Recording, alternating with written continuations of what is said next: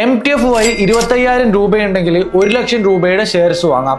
കേൾക്കുമ്പോൾ നല്ല ഓഫർ ആണെന്ന് തോന്നും, പക്ഷെ സൂക്ഷിച്ചില്ലെങ്കിൽ പണി കിട്ടും. ഇന്ന് മാർക്കറ്റിൽ ട്രെൻഡ് ആയിക്കൊണ്ടിരിക്കുന്ന ഒരു കാര്യമാണ് MTF അഥവാ മാർജിൻ ട്രേഡിംഗ് ഫെസിലിറ്റി. സിമ്പിൾ ആയിട്ട് പറയുകയാണെങ്കിൽ സ്റ്റോക്ക് മാർക്കറ്റിൽ നിങ്ങൾക്ക് ഇൻവെസ്റ്റ്മെന്റ് ചെയ്യാൻ വേണ്ടിയിട്ട് ബ്രോക്കർമാർ നിങ്ങൾക്ക് കടം തരുന്ന ഒരു മെത്തേഡ്. കോവിഡിന് ശേഷം മാത്രം 3,200 കോടിയിൽ നിന്ന് 1,00,000 കോടി രൂപയിലേക്കാണ് ഈ കടം വളർന്നിരിക്കുന്നത്.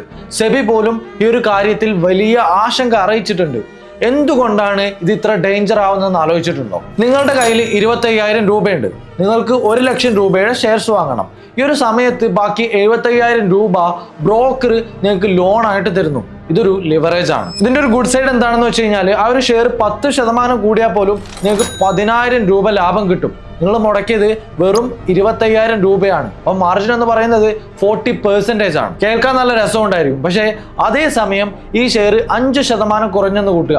1,00,000-ന് 5% എന്ന് പറയുന്നത് 5,000 രൂപയാണ്.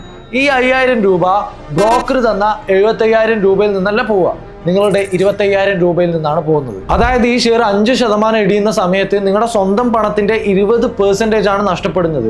കൂടാതെ ബ്രോക്കർ ഇതിന് ഈടാക്കുന്ന 12 മുതൽ 18% വരെയുള്ള ബ്രോക്കറേജും നിങ്ങൾ കൊടുക്കേണ്ടി വരുന്നുണ്ട്. ഇനി മാർക്കറ്റ് ക്രാഷ് ആയി കഴിഞ്ഞാൽ ഒരു പരിധി കഴിയുന്ന സമയത്ത് ബ്രോക്കർ നിങ്ങളോട് ബാക്കി പണം അടയ്ക്കാൻ പറയും. നിങ്ങൾ അടച്ചില്ല എങ്കിൽ നിങ്ങളുടെ അനുവാദം ഇല്ലാതെ തന്നെ ആ ഷെയർസ് വിറ്റ് ബ്രോക്കറുടെ പൈസ തിരിച്ചു പിടിക്കും.